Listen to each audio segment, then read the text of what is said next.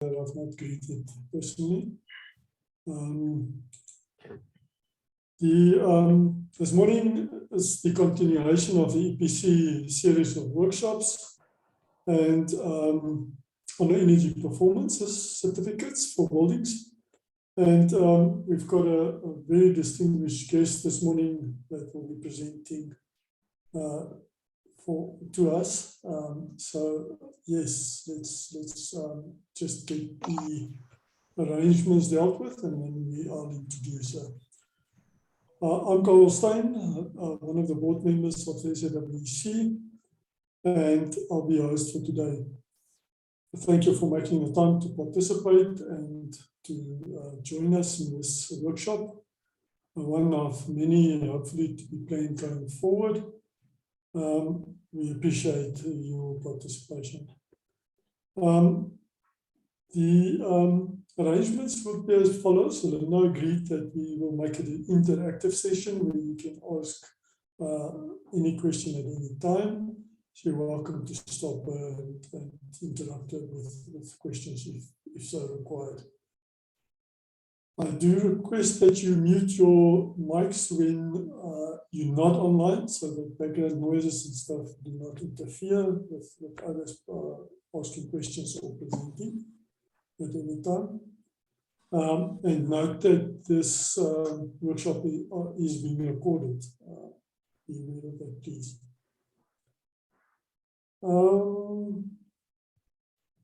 Matlacho, just to confirm, the recording would be available after the workshop? Yes, the recording will be available to all the SAEC members via the website. So if you are an SAEC member, you can access it through our website. Okay, thank you for that. So if you're not a member, it's time to become a member. Thank you, Matlacho. Let me introduce our presenter and speaker for today, the only one. And as I've mentioned, it's Linda Groenlin. Linda is the accreditation manager for inspection bodies at SANAS, in charge of EPC specifically. And those of you who've applied for accreditation must have heard of her before. We know Linda very well. She's been involved in accreditation for almost all the time I've been involved in SANAS. So SANAS, thank you, Linda, thank you very much for joining us. And over to you. Thank you. Thank you very much, Carl, for that introduction. And good morning to everybody. Yes, so today is the opportunity that you will have to ask any questions related to SANAS accreditation, and I sincerely hope that I will be able to answer all of those. Just before I start sharing my presentation, I see we have Frikkie Malan in the house. Frikkie is from Remote Metering Solutions, and Frikkie's company was accredited by SANAS on Tuesday. So I think a round of applause would be applicable to Frikkie and his company. Congratulations, well done. You managed to get through this task. Right, so if it's okay with everybody, I will now stop my video and then I will start sharing my presentation.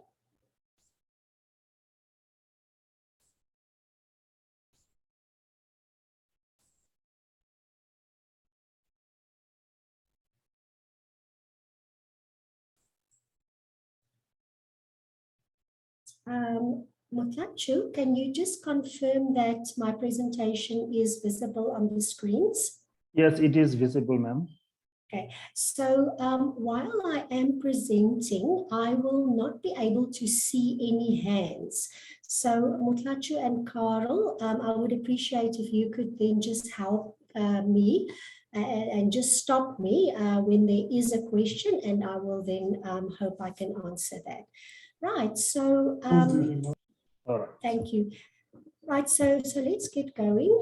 The topic today is what it means to be a SANAS accredited EPC inspection body.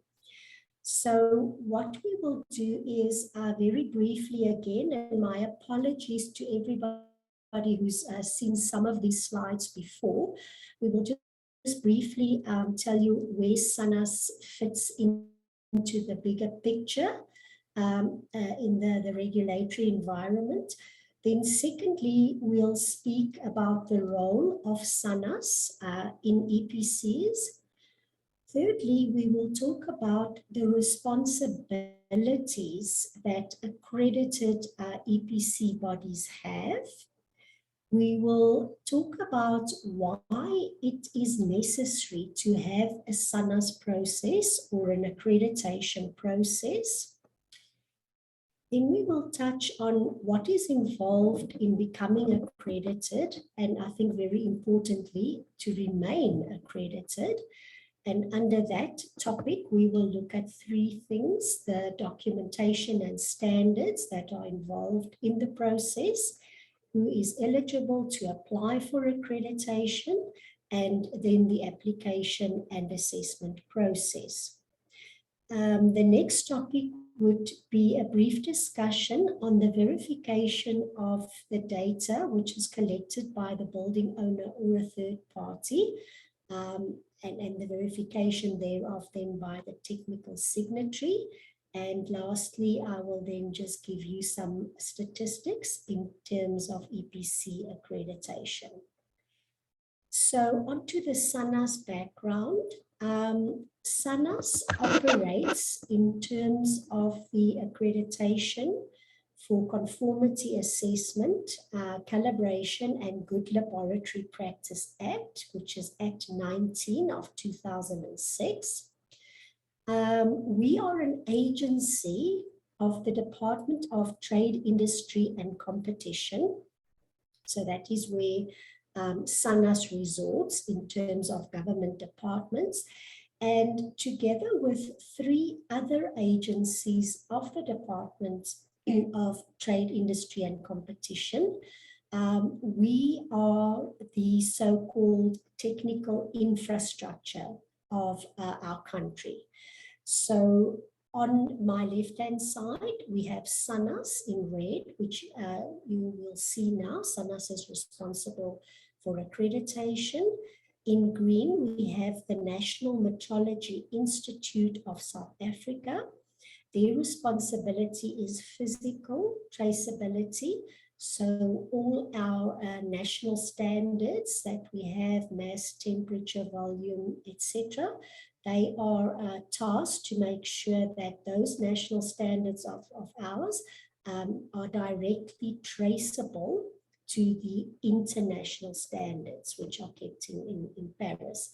Then we have the South African Bureau of Standards in black, not the entire SABS, but only the department at SABS that is responsible for the generation of our paper standards, our South African National Standards, or SANS standards.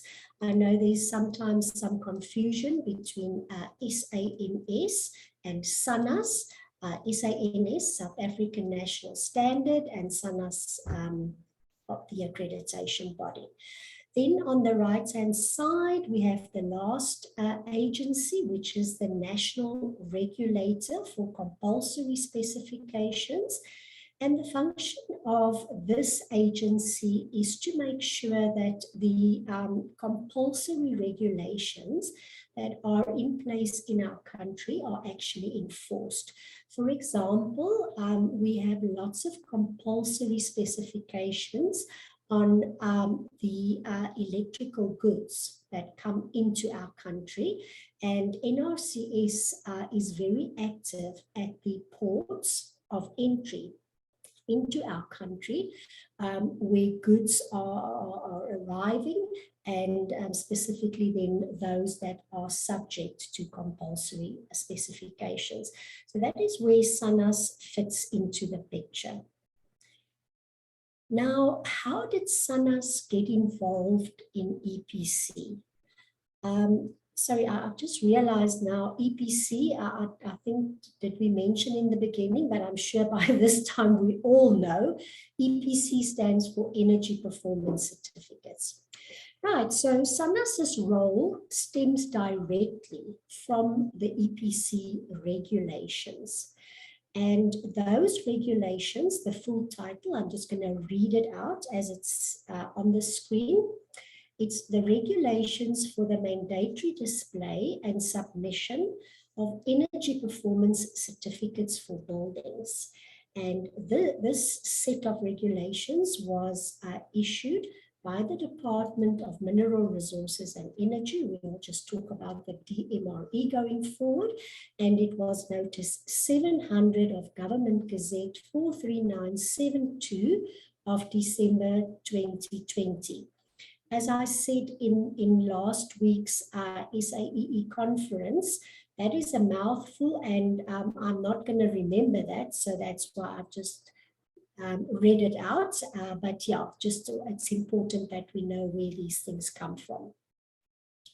So in the EPC regulations, the energy performance certificates are defined as certificates issued by an accredited body, and then the regulation says in terms of SANS 15444.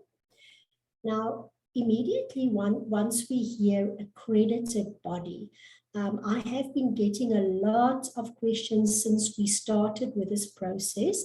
People saying to me, but Linda, you know what, we hear so many terms. We hear accredited body, we hear inspection body, we hear company, we hear facility, we hear legal entity. The good news, guys, is it doesn't really matter. These terms are all interchangeable. They all mean exactly the same thing.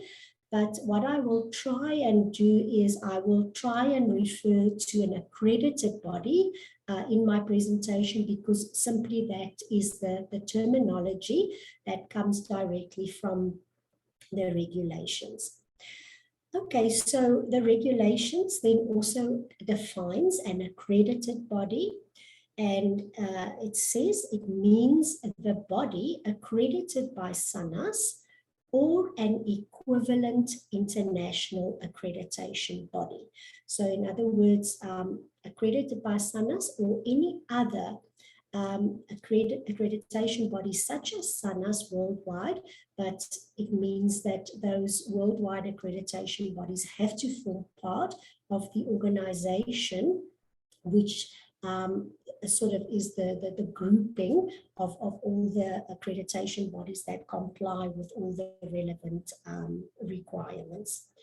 Just before we go on to the next slide, just notice in the regulations, they talk about accredited body and a body accredited by SANAS. So never does it mention a person in his or her personal capacity. It's always a body or a company.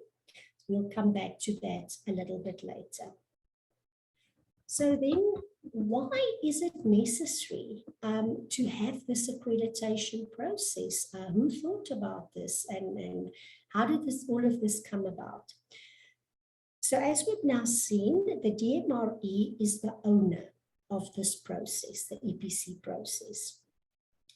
SANAS accredited EPC bodies, in other words, act on behalf of the DMRE by facilitating the EPC process. So already here we can start seeing how important the role of the EPC bodies actually is. EPC bodies act not on behalf of SANAS, they act on behalf of the DMRE, because the DMRE is the owner of this process. So ultimately, accredited bodies are responsible to DMRE as far as the process is concerned, because DMRE is the organization asking or telling inspection bodies or accredited bodies, you have to now help us by issuing these certificates. And then to close the loop, or to make that link between DMRE and SANAS, my last bullet point, SANAS then has been appointed by DMRE to accredit the bodies against international and national standards. So just to summarize up to here then, the owner of the regulations, DMRE, DMRE says that SANAS accredited bodies must issue the EPCs, and SANAS has been appointed by DMRE to accredit these bodies. Now, once again, we ask the question, why is it necessary? So the first bullet point says that accreditation is used worldwide by regulators as a criterion for approving bodies to act on their behalf. So this is nothing new in the EPC field. Worldwide accreditors for all kinds of activities and regulations make use of accreditations, accredited bodies. So why would regulators do that? In other words, why would they make use of accreditation? There are numerous reasons, but I thought I will just highlight the two for me, which are the two most important ones. The first one being the accreditation confirms the competence of the accredited bodies to act on behalf of regulators. And this actually is the key of accreditation, the most critical thing, and that is the word competence. When we accredit bodies, we confirm their competence.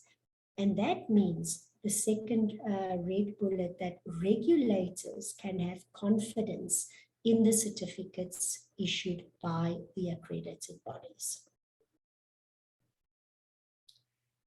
Now, obviously, once a company or a body has been accredited by SANAS, that body has certain responsibilities on an ongoing basis.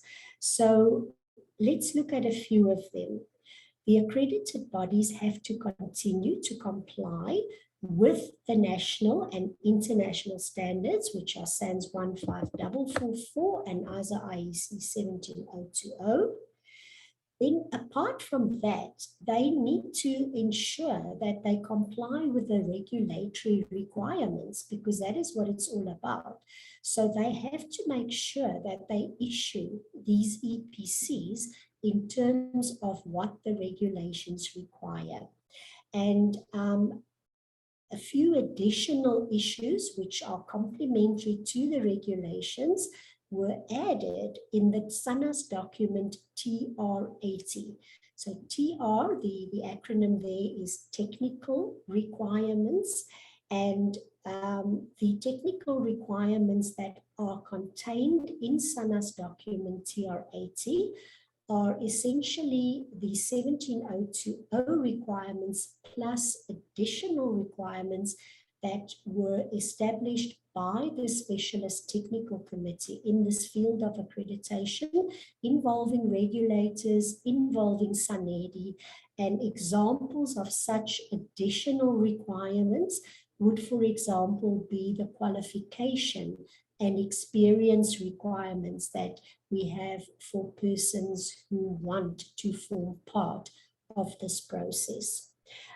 Incidentally, in the TR80 document in table 1, you will find those qualification and experience requirements. All the SANAS documents that I will be referring to today are available on the SANAS website. If you go to the heading Publications, you will find them all there. And if you do visit our website and you have any problems downloading any of the documents, you are welcome to email me at any stage, and I will assist you. Okay, so now we have our bodies that are complying with our standards, that are complying with our regulatory requirements, but there are also some additional requirements that are contained in the SANAS terms and conditions of accreditation. All the terms and conditions are included in a document called F147, which is on the website. And examples of terms and conditions would be that accredited bodies are obliged to make their premises available to SANAS assessors for the annual surveillance assessments that we do. They are obliged to make sure that their certificates comply with the SANAS requirements in terms of using the SANAS symbol, etc., etc. So at this point, I would just like to mention on an annual basis, SANAS runs what we call a new applicant workshop. And during that workshop, the terms and conditions of accreditation are actually unpacked. So each of those terms and conditions are actually discussed and during the workshop. And the next workshop actually happens on the 18th of November. So if there are any of our people in the webinar today who are still thinking about becoming an accredited body and they would like to join into this new applicant workshop, you are more than welcome. All you need to do is just to drop me an email and I will send you the registration information for that workshop. But as I say, that is where things like the terms and conditions will be unpacked, and we all the new applicants and the recently accredited bodies will understand exactly what all of those are. Then lastly, I also have the SANAS documents. Now on the SANAS website, you will see that we have various types of documents with prefixes TR, TG, TR, etc. P stands for procedural documents, R are requirement documents, TG are technical guidance documents, and TR technical requirements documents. So under each of these categories, there are quite a few documents that are directly applicable to all accredited bodies, but specifically also to EPCs. And it is important that once you are accredited, that you continuously comply with those procedural documents. Just to give you examples, on the requirements side, we have document R04. That document outlines all the requirements for use of the SANAS symbol on your certificates. Procedural documents, I can think of SANAS P15, for example, which is a document that outlines the accreditation process for inspection bodies. So as you can see, those documents are very important, and hence those are also the responsibilities of our EPC bodies once accredited. Right, I'm just going to take a sip of water. Now we move on to what is involved in the accreditation process. And firstly, we will look at our documentation and standards. So as mentioned before, our international standard is 17020. That is the international standard for the accreditation of all types of inspection bodies. Those of you who have encountered 17020 will know that it is a generic document. So when you start reading it, nowhere will you come across EPC or the words energy or anything related to our topic today, because simply this document has been written to be applicable to all kinds of bodies falling within this category. This document also forms the basis of your manual or your documented management system. So this is the document that tells you what kind of procedures you need to have and all the different types of activities that you need to document for your company.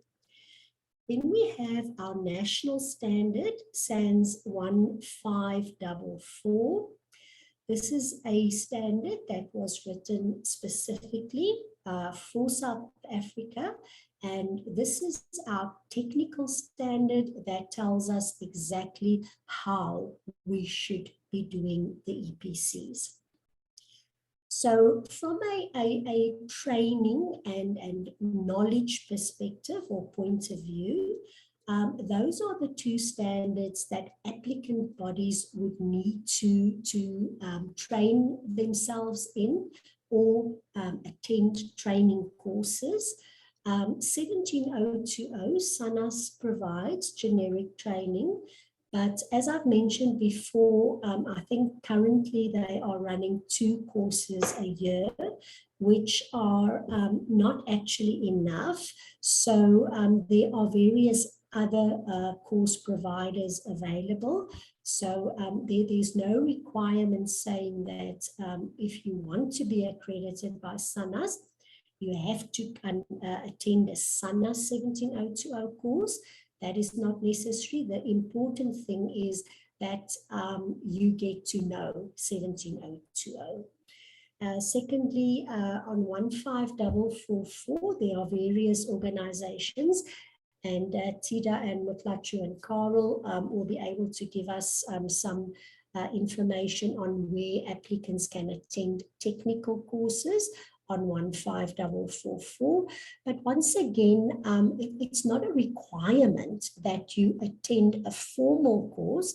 If you are or if you have been in this industry for a long time and you have been involved in related fields, you are more than welcome to do self-training on the standard. The important thing is that you shall have the knowledge at the end of the day, and you shall know what the standards contain and how they need to be implemented.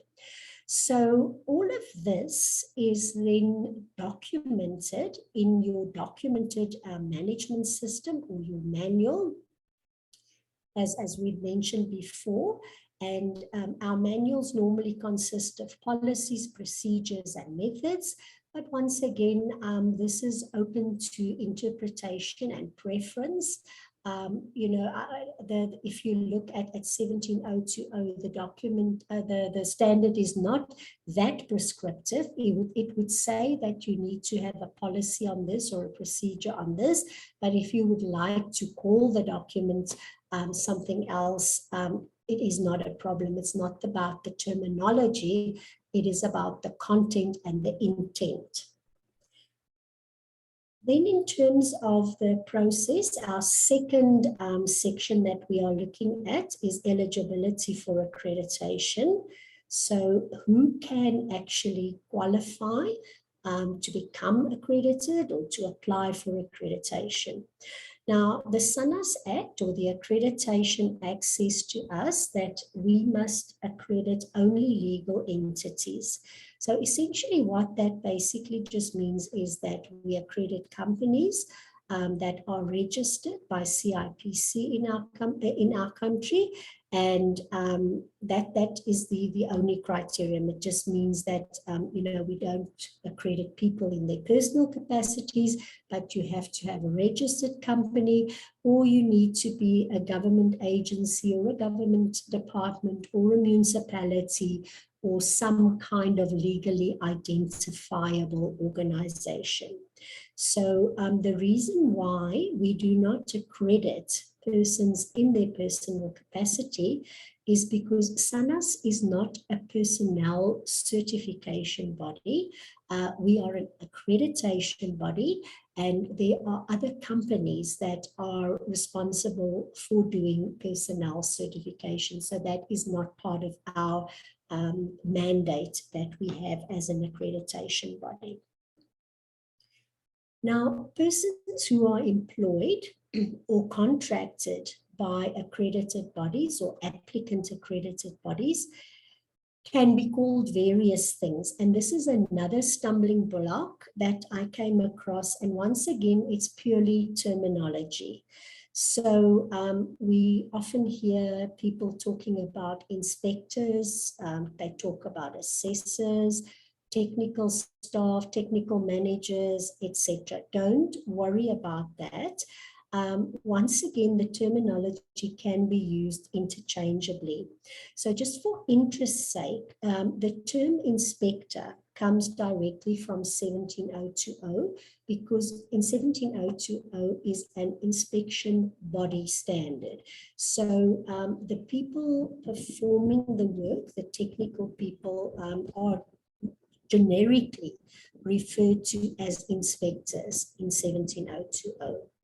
And then the term assessor comes from SANS 1544 because 1544 refers to assessments which are conducted on the buildings in order to issue the EPCs. So that is where the term assessor comes from. It does not matter what you want to call your technical staff. As I say, those names don't really mean anything. It's just, it's up to you, whatever you need to call them. Incidentally, the people from SANAS who go out to do the assessments are also called assessors. So they just should not be confused or with the assessors that are in the EPC bodies doing the assessments on the buildings. Sorry, I know it sounds very confusing, but I hope it makes sense. Then, as if that is not enough, now SANAS comes and we throw in another term. Persons who are nominated by their employer to sign the EPCs are called technical signatories, right? So in an EPC body, the management of the company decide not all our technical staff are going to sign the EPCs. We are selecting so and so and so to sign the EPCs, and they become technical signatories once SANAS has approved them. Notice I use the word approve. SANAS does not accredit the technical signatories, we approve them. Now, in an EPC body, all the inspectors or all the assessors can be technical signatories or only one. As I say, that is not dictated by SANAS, that is a management decision. Management decides this is the way we want to do it. The last slide on the eligibility is that the slide deals with the technical signatories again. SANAS approves our technical signatories for a specific accredited body. And when the technical signatory leaves that specific accredited body, the approval automatically ceases or expires. So, ladies and gents, there is therefore no technical signatory qualification. It's just an approval that is done for people by SANAS working in a specific accredited body. The qualification or the approval, by SANAS is not transferable. So it means that if a technical signatory wants to join the to be approved again from scratch in the new accredited body. Okay, so I hope that is clear and that sort of explains all the confusion that we have had in terms of all these different terms that are designated or given to the different people working in the accredited bodies. Lastly, in terms of what is involved in the process, we'll look at the application and the assessment process. So if you are interested in becoming accredited, the application needs to be done online on our website. Just a word of caution. Please don't apply if you have not yet compiled your manual, because SANAS cannot accept your application if you have not completed your manual and you have not ensured that your employees have undergone the necessary training and experience. So application is done once you've done your homework, so to speak, and once everything is in place. So the process works as follows.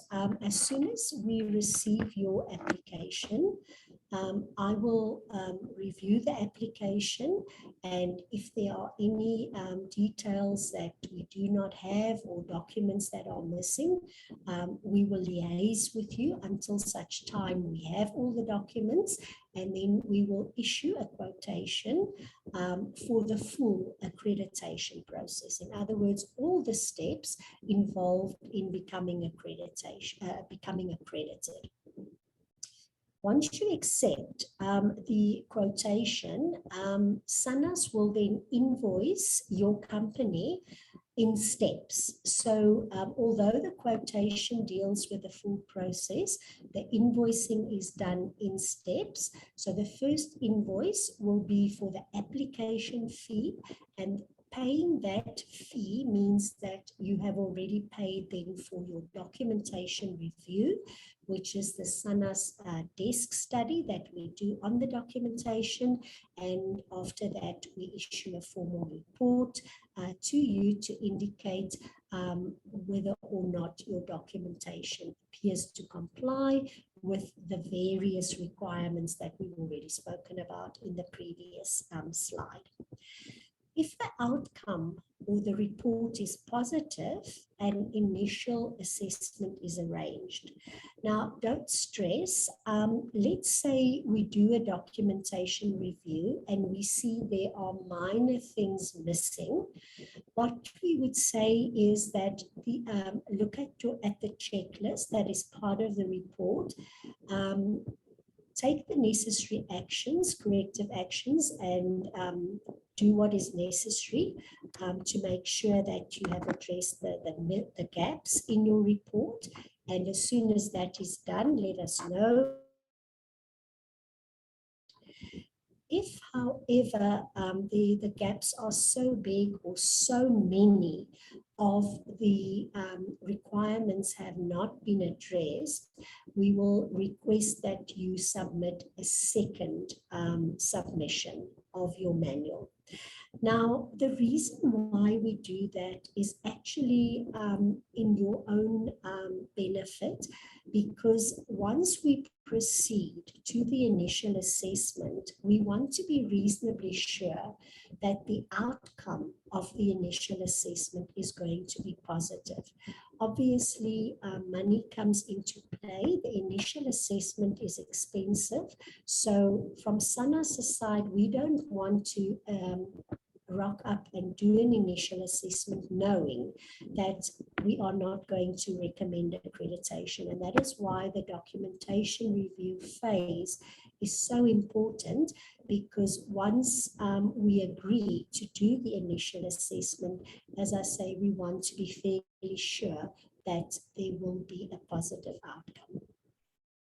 Now, during an initial assessment, you will have a team leader and a technical assessor on the SANAS assessment team.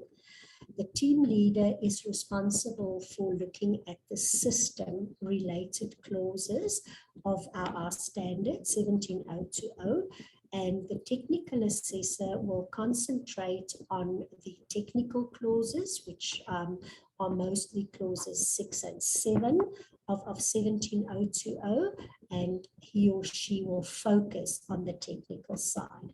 Part of that technical assessment will involve a demonstration by the applicant accredited body, accredited body in terms of how they would issue an EPC. Now, pre-COVID pandemic, obviously we went on site with our applicant body, and they would visit a building, and the demonstration could in actual fact be live, physical. But since we have been exposed to the pandemic, things have changed a bit, and we have been forced to make use of online means. But currently, the good news is at the moment, SANAS has returned to doing on-site assessments. So any of our initial assessments that will be happening in the near future or from now on will actually be assessments done at the premises of the applicants. During this initial assessment process, if the assessment team comes across things that are not in compliance with the standards, they will issue non-conformances. But that's not the end of the world. The applicant body will have an opportunity to take corrective actions, correct those non-conformances, and once all of those, if any, have been cleared, then accreditation is granted by SANAS. The accreditation certificate that you will receive will be valid for 4 years. During those 4 years, SANAS will visit your accredited body once a year, where we do annual surveillance assessments. The same team that you had for your initial assessment will be involved for the first 4 years, and they will annually come round to see whether you are still complying with all those requirements that we saw that you need to adhere to in the previous slide. Now we move on to a question that the organizers asked me to deal with, and this is the verification of data by the technical signatory, or for this matter, by any of the technical people within the accredited body. So as we know, data is being collected either by the building owner, him or herself, or by a third party, or even by the personnel of the accredited body. And that data forms part of the documentation that the accredited body will use in order to issue an EPC. Now, these documents or this data is brought into the accredited body from outside, meaning it is not documentation generated by the accredited body.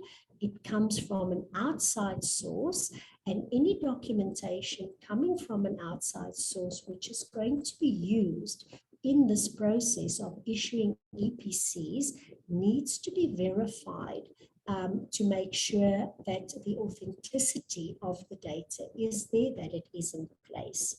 Now, this actually comes directly out of ISO IEC 17020. Clause 8.3 is the clause in the standard that deals with the control of documents. And what that clause says is that the inspection body shall establish procedures to control the documents, internal and external, that relate to the fulfillment of this international standard. And then it actually goes on to give you a long list of all the types of things that would form part of the control of these documents. So as you can see, the requirements are there, they are in the standard, and as long as you follow what is required in the standard, then that process should be taken care of by your accredited body. So the actual question then was, what verification would a technical signatory require of the data collected by the building owner?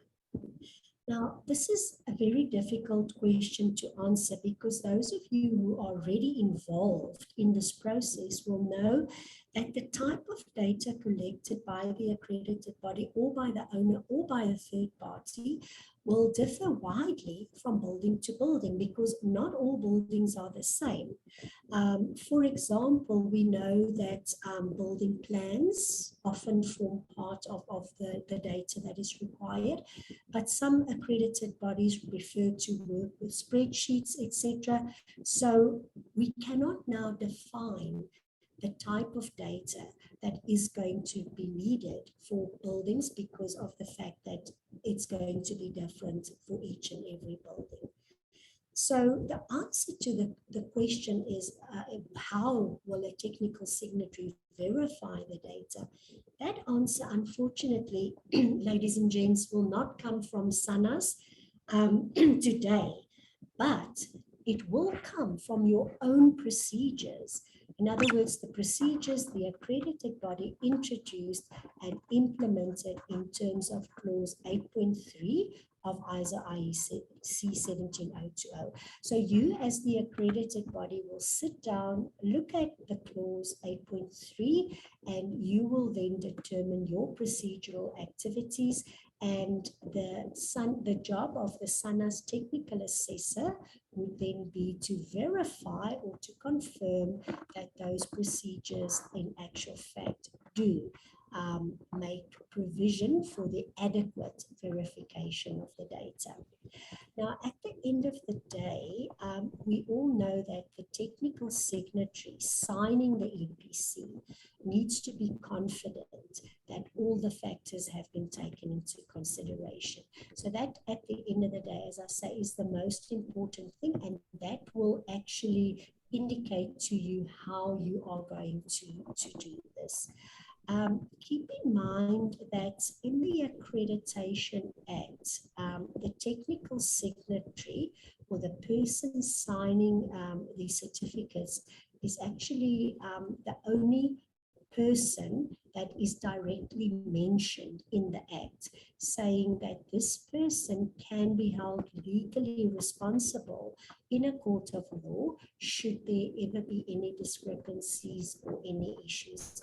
And that is why this is such an important topic, and it deserves quite a bit of time from our accredited bodies to make sure that the verification process is in actual fact compliant.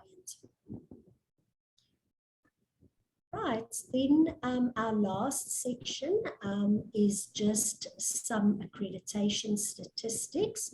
So currently, and I see I haven't yet updated my stats. So because of the accreditation of remote metering, we now have 5 accredited bodies and no longer 4. And we currently have, or we had up till yesterday, 10 applicant bodies. Yesterday we got in 2 new applications, so even that statistic now changes to 12. So the big question then is, with between 150,000 and 250,000 buildings that need to get EPCs by the end of 2022, who is going to do the work? And as Barry from Sanedi always says, there is more than enough slices in the pie for everybody. There is really lots of work to be done. So the question would then be, what are you waiting for? Please apply for accreditation today. Thank you very much. That is the end of my formal presentation, and I am hoping that we could now have an interactive session where we can discuss any questions or any things that need to be clarified. Thank you very much, Chair. Thank you, Linda. A few questions in the chat room. Let me read the first one. Somebody asked how much are the associated fees with becoming an accredited IB.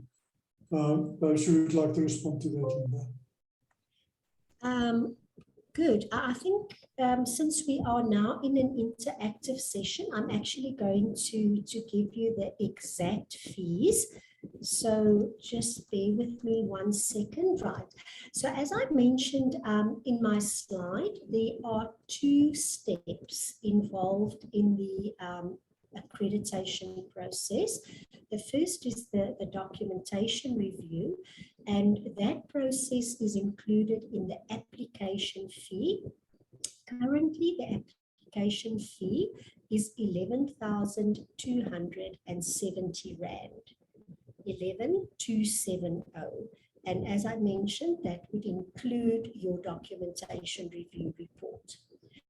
The initial assessment, the cost for that at the moment is 31,960 Rand.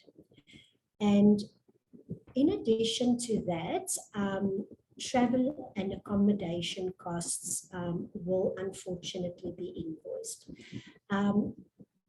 So the travel costs involve basically just a kilometer rate. If you are local in the Johannesburg, Pretoria, or areas to which the assessors can travel by car, the rate at the moment is 3.82 Rand per kilometer that we will be paying our assessors, and that is exactly what we will be invoicing you. Unfortunately, for those applicant bodies that are located at our coastal regions, Cape Town, Durban, PE, etc., you would have to pay for the flight costs of the 2 assessors. Obviously, they travel normal economy class, and also 1 night accommodation in a 3-star hotel. So that is bad news for those of you who are not local. But the reason for that is SANAS is a government agency, so we don't have funds to sponsor the travel, and any expenses that we have, in other words, booking the flights and accommodation, that needs to be replaced in terms of the invoices that we issue to the customers. So that essentially is the process. So once you become accredited, from there onwards, travel and accommodation costs will never be charged again. That is the good news. All our surveillance assessments that we do, there will be no travel and accommodation. So once you are accredited, you pay an annual accreditation fee, which is like a club fee, and that is the only cost that you will have in that year, unless you require SANAS to do an additional visit for whatever reason. And the annual accreditation fee at the moment is exactly the same as the initial assessment fee. It's 31,960 Rand. Say, for example, okay, let me first say this. Because SANAS is a government agency, we operate in the financial year of government. So our financial year starts on the 1st of April of a year, going up till the end of March the following year. So accredited bodies will be invoiced as of 1 April of each year. Now, if you are accredited, let's say, for example, in November, you will receive an annual fee invoice, but it will be a pro rata fee for the remaining months of the year up till the end of March. Yes, so those are the SANAS accreditation fees. I don't know, Carl, if that is Thank you, clear. Linda. That was very comprehensive and in detail, and nobody can say we tried to shy away from the cost involved. And I think it's rather reasonable if you consider the people involved and the time spent and payments made to them. It's certainly not a huge amount. People are not getting exorbitantly paid. Thank you for that. And the question. The next question I'm going to ask the person who posed it, Louis Erasmus, to pose it directly to you, Linda, because I'm not 100% clear as to what he's referring to. Louis, please come in and pose the question and explain what you're referring to, please. Thank you, Carol. Linda, on one of your slides, sorry, can you hear me? Yes, I can hear you, Louis. You can go ahead. Thank you. You mentioned there the initial assessment involves a site visit by the team leader and the technical assessor. Yes. What is that site? Is that where the applicant work, or I didn't get that Okay. 100%. Yes, no, I agree that that can be confusing. So, you know, because of the COVID pandemic, we have been talking about online assessments, site assessments. So under normal circumstances, when we talk about a site assessment, we mean that the assessment team will go to the office or the premises where the applicant inspection body works from. Okay. In other words, that could be even your home office. We have some accredited bodies who work from home or wherever your office is. Now, I must now also further clarify is on some of the initial assessments that we did prior to COVID, we went to the offices of the applicant bodies. The technical assessor also accompanied the technical staff to another building that the company used as demonstration for the technical assessor to show how the EPCs are being conducted. But that is not necessary. In other words, you know, the demonstration can actually take place at your office where you work from, because it can also take the form of what we call a talk through, where the technical assessor will ask the technical person, how would you do this, how would you do that, etc. So I think in general, I think we can basically then say, when I speak about a site visit, it means your office. Now, you know, it's a bit confusing, and as our assessors, Carl, for example, will know, the past 2 years we've been doing this online. But now, SANAS, as of the beginning of November, we are actually going back on site again. Some of our assessments are still being done online, but a decision was taken that all the initial assessments will definitely be done on site at your offices. I hope that answers the question. Yes, thank you very much, Linda. I fully understand now what that item means. Thank you. Okay. Thank you, Linda, and thank you for the question, Louis. And I perhaps can just add, it's extremely difficult to do an initial assessment for a technical signatory via remote assessments. And it's often to the detriment of the body, the EPC body.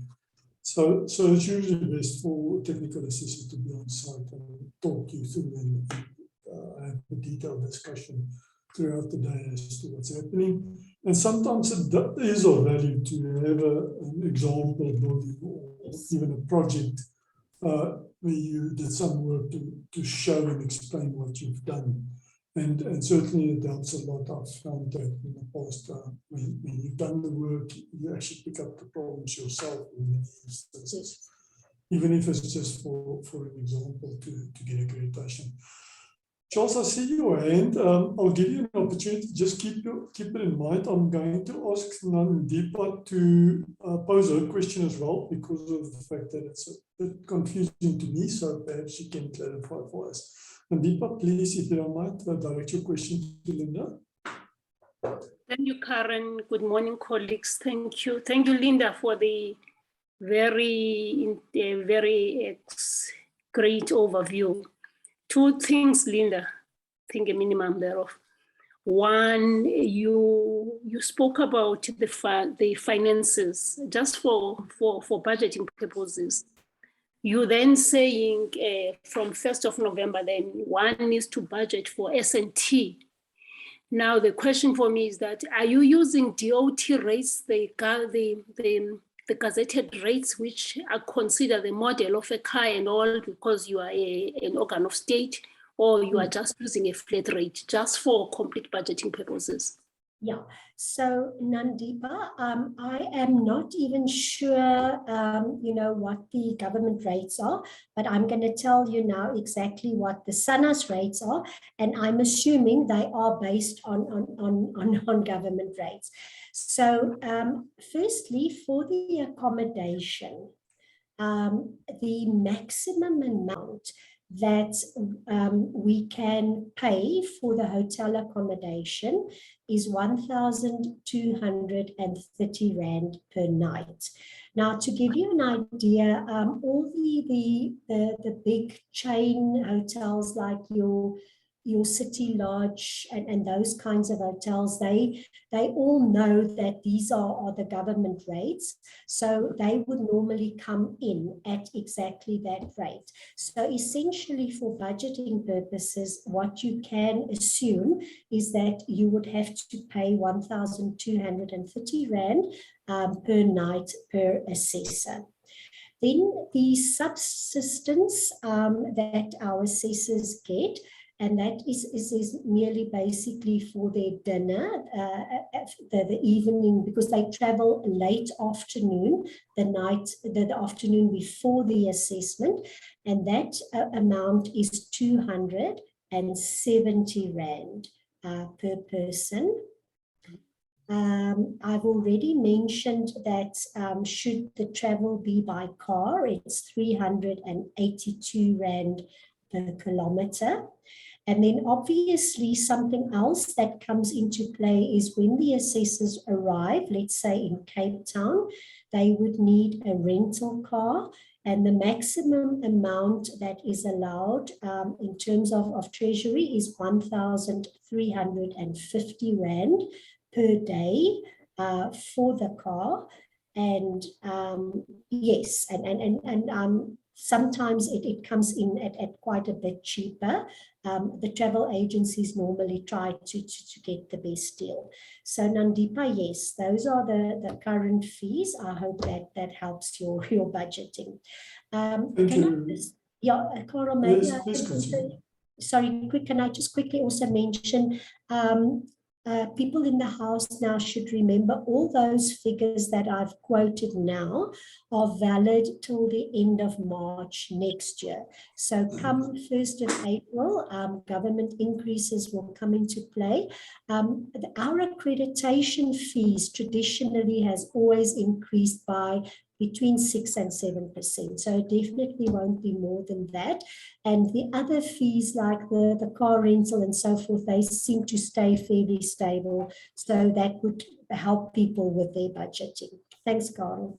Thank you, Linda.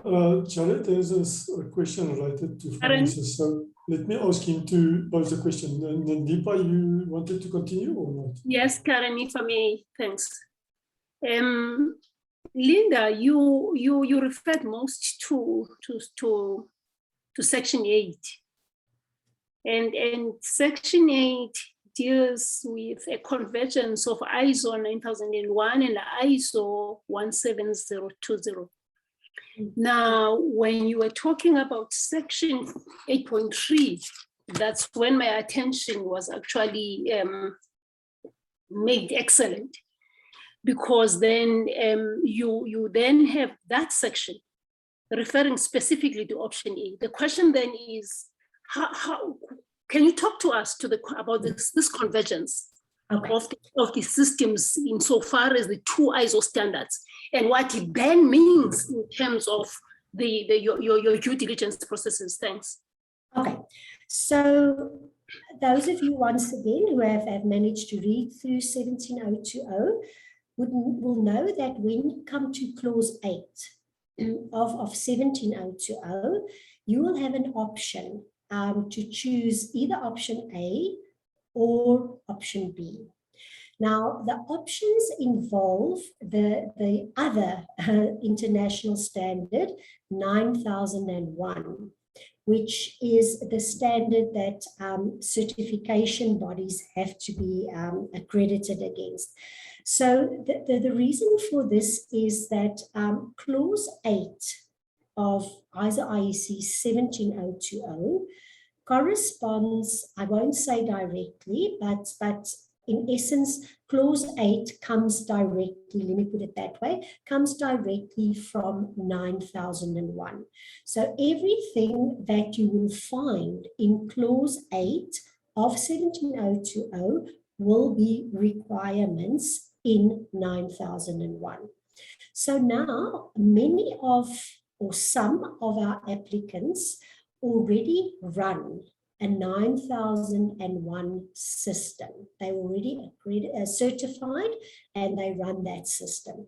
So the only thing that the option A and B now basically says to you, if you do not have a 9000 system, then you follow clause 8 exactly as it is there. If you have a 9001 system, you may follow your 9001 system as far as clause 8 is concerned. However, and this is extremely important, in your 9001 system, you would then have to incorporate your inspection body. Now, what I mean by that is normally the companies that have 9001 are bigger companies. In other words, they produce something, they are manufacturers, and within their organization, they also have an inspection body. So the 9001 system is aimed at the entire company. And the biggest pitfall or the biggest problem now is you have to ensure that that 9001 system takes into consideration also the EPC body in this case. And we often see when we go to assessments, when we, let's say, for example, let's take one of the requirements, internal audits. That's one of the clauses in section 8.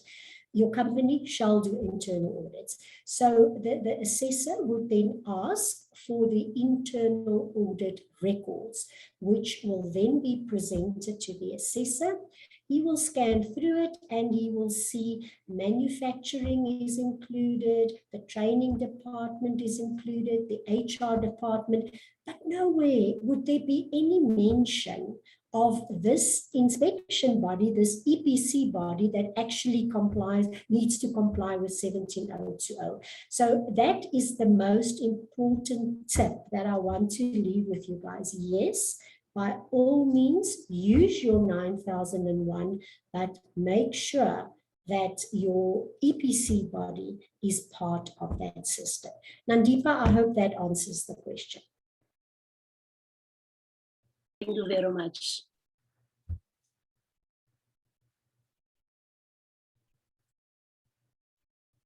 Carl, I think you are muted if you are speaking.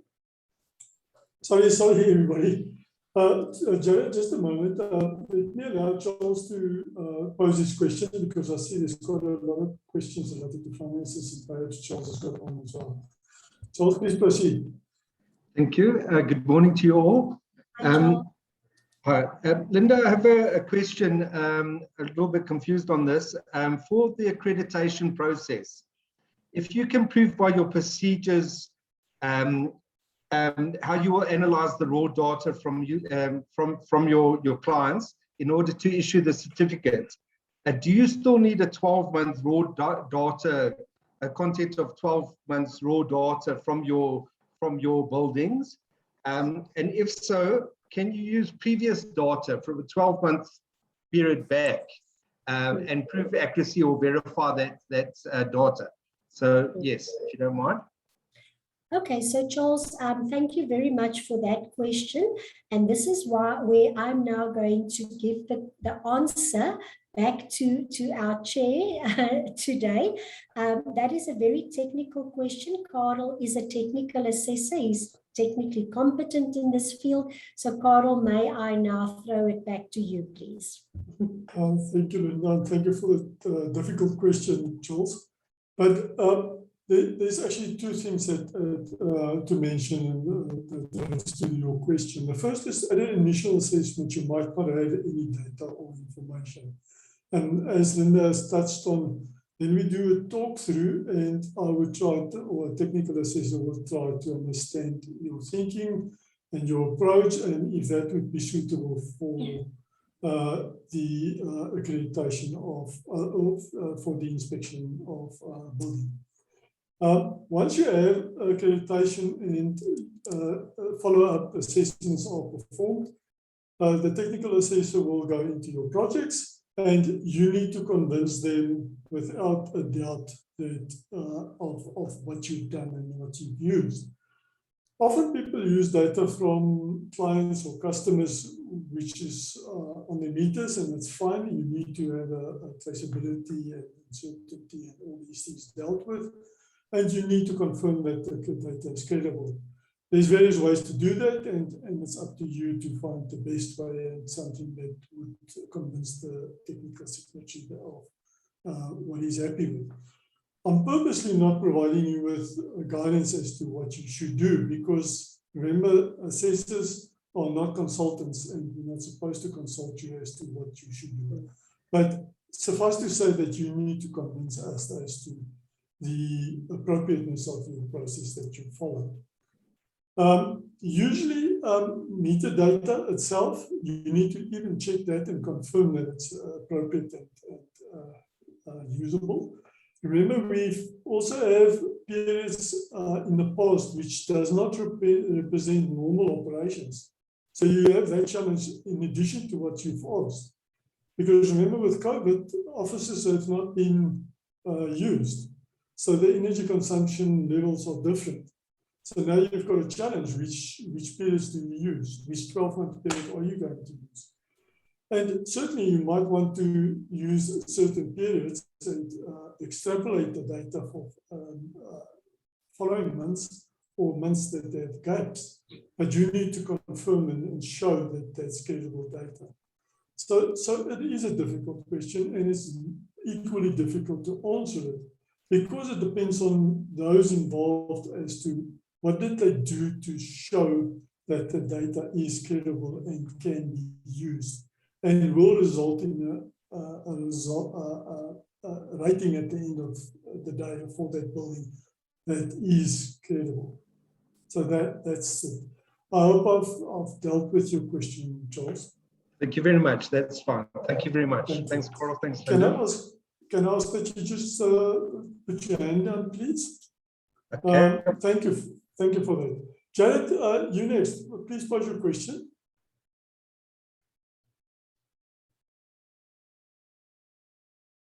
Jared, I think you're on mute.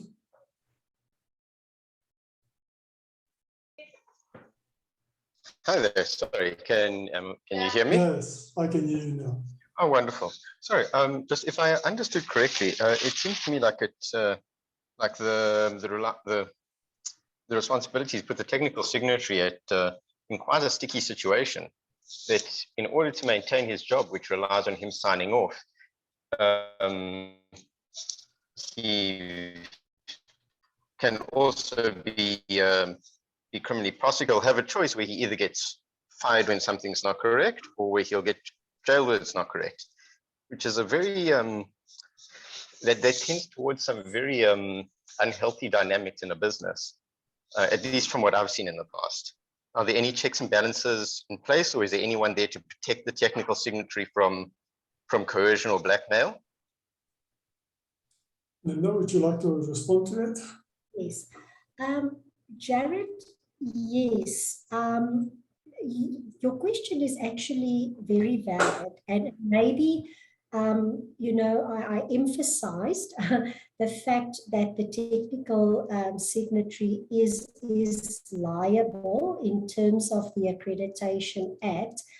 However, in my more than 20 years being involved in accreditation and having 366 accredited inspection bodies, I can say that never ever have we encountered any problem or any event where a technical signatory was actually targeted or put in a position, where he was perhaps fired or had to even appear in court. So, I think it's just a responsibility that somebody has to do.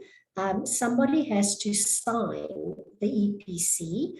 Somebody has to say, yes, I did look at all the raw data. I did look at all the calculations, and I can confirm that what we have seen and what we have calculated is correct, and this is the rating of the building.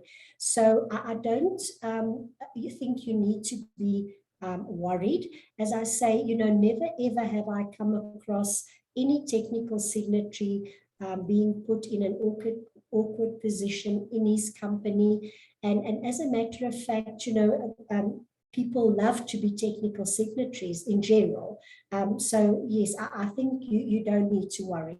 I know I'm just not giving you the answer you probably need, but I'm talking from experience now. And I would honestly tell you, if this is something that we encounter regularly, and I've never ever in my 20 years come across any issues as far as that is concerned. As I say, people see it as a very desirable position, and it's like a status symbol within a company if you can be a technical signatory. Carl, over to you. Thank you, Linda, and a good answer to a difficult question as well. But notwithstanding, the technical signatory is still accountable for that report. And therefore, it's usually good practice to get somebody to assist you in reviewing the report or the inspection that you've done, and that you've covered all the bases and you've done good work. And the technical assessor also will do that on the solvent basis.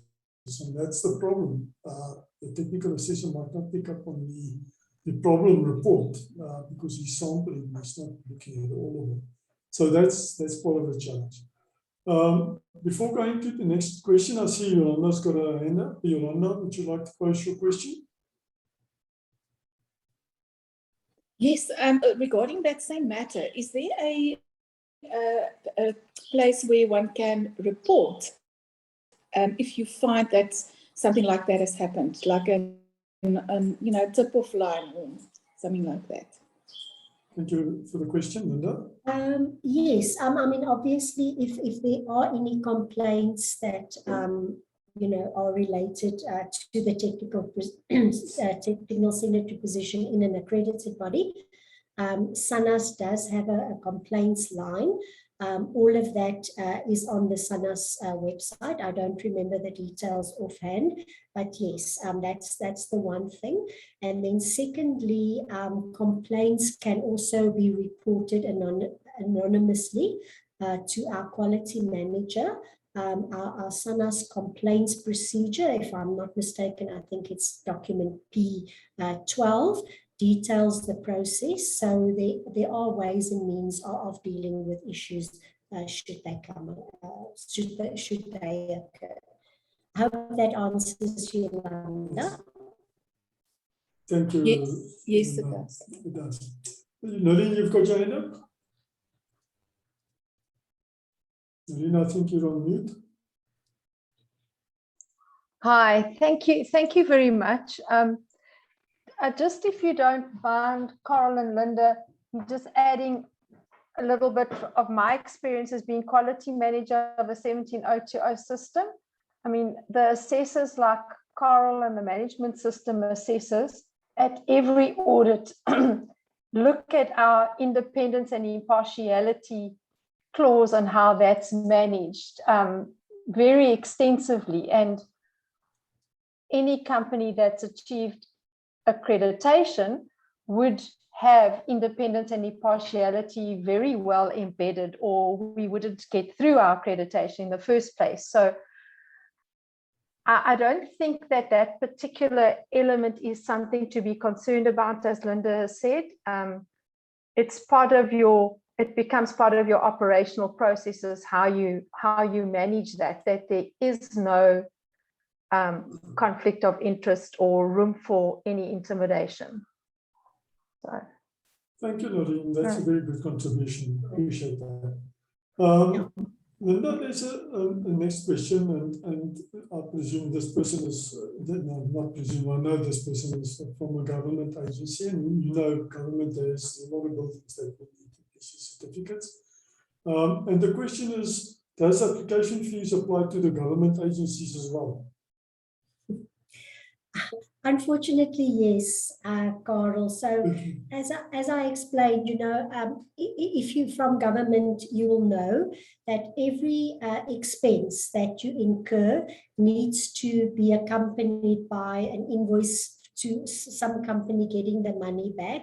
And currently there aren't any, how can I say, relationship between government agencies where funds can be transferred, so to speak. So unfortunately, yes, we invoice government agencies, government departments, local municipalities, etc., in exactly the same way as we would invoice a private company. Thank you, Linda. I hope that answers the question. Jared, I see you've had 2 comments. Do you need them addressed? I think we've touched on that again.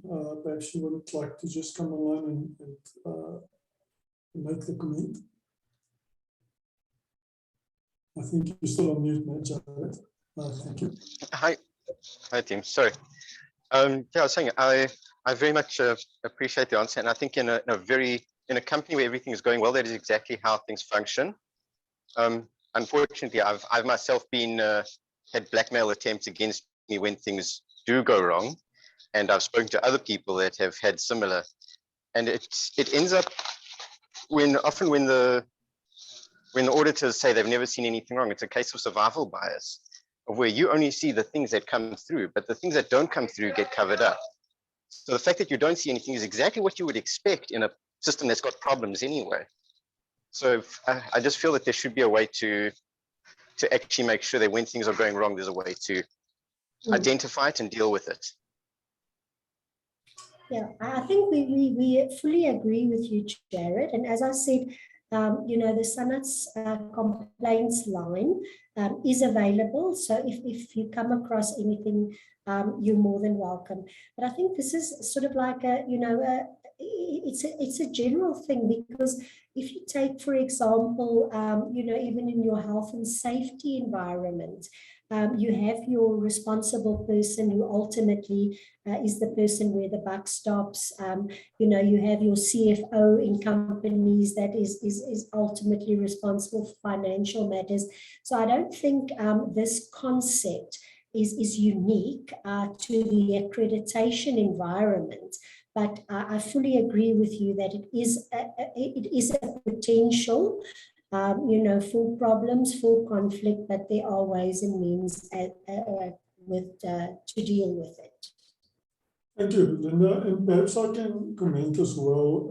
And Linda, please come in where you disagree or can support.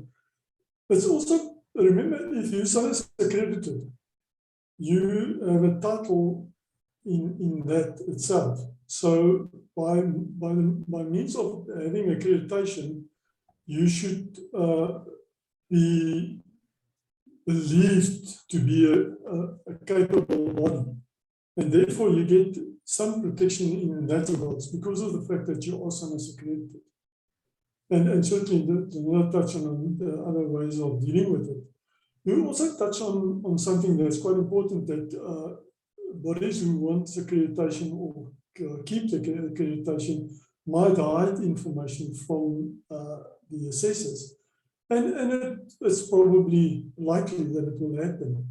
But I've found often in the past that, I don't know what they call it, but usually assessors pick up on that and that needed. Sometimes by accident.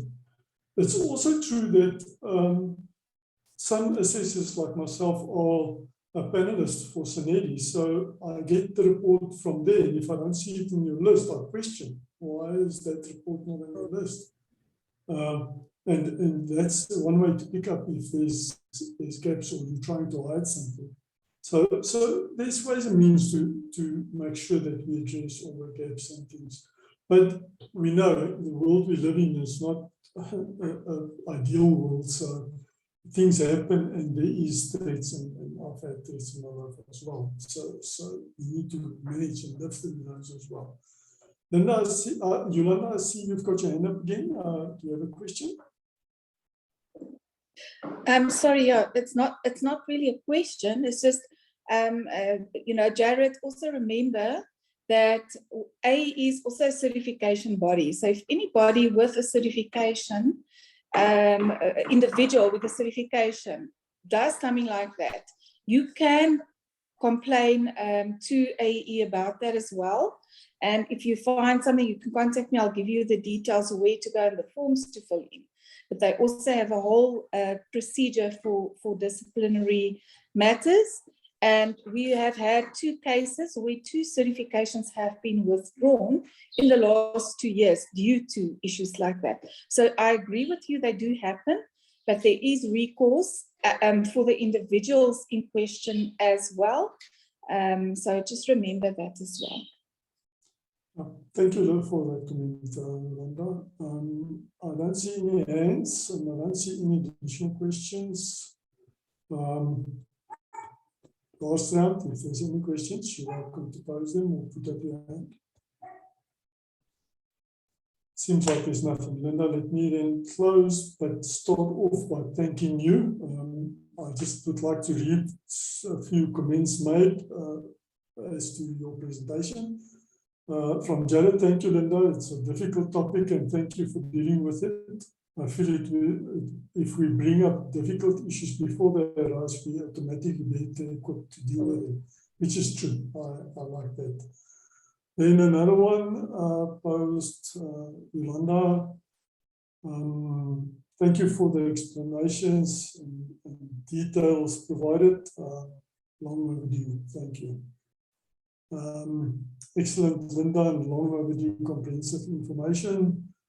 And so forth and so forth. Let me see, there's one new message at the bottom.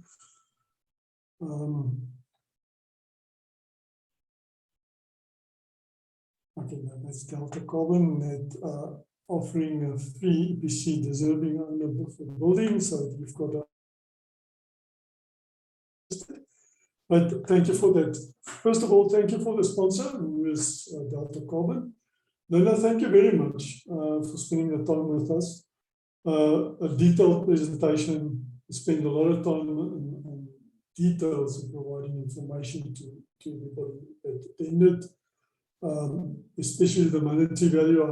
I think some people think we try to hide that, but you really provided every single detail that you could have in that reports. So certainly the intent is not to hide anything, and you've shown and proved that today.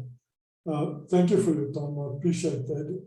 And certainly, if there's any other questions, remember, SANAS is really an open organization. You're welcome to pose questions to them if you like. And I know Linda, while she's still with SANAS, you're welcome to address it directly if you want.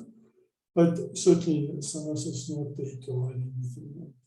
My experience is that they respond very openly and honestly. Anybody that would want to pose a question or a concern. Thank you for your time, Linda. And for those who arranged this series of events, Matacho, Tida, others, a number of you, and all the other speakers who presented as well and who was involved. Thank you for the time spent making it easier for those who want to become accredited in EPCs, who need to understand a few things that's got questions. I'm sure we've not dealt with everything, but part of the process is also learning along the way, and even something that was not posed and that I can touch on. even if SANAS, the assessor finds gaps in your accreditation process, non-conformances is issued and you get time to rectify them. And once it's rectified, you get accredited, and there's no additional visits required in most instances. There might be areas, but you might not get accredited, but usually it's a matter of just dealing with them in a certain period, and you get accredited after that.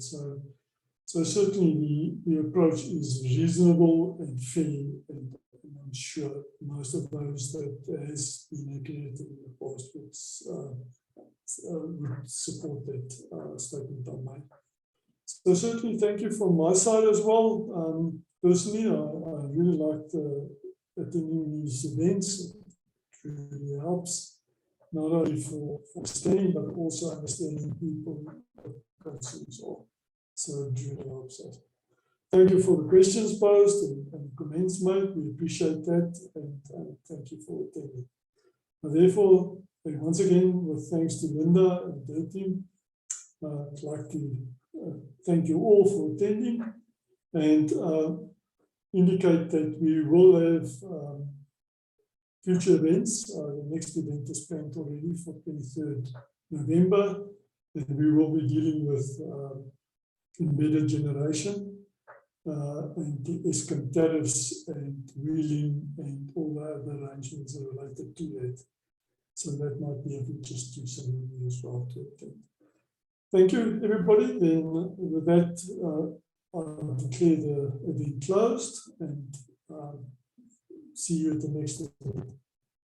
Cheers. Thank you. Bye-bye, everybody. Thank you, Linda. Bye. Bye-bye. Bye, everybody. Thank you. Thank you, everyone.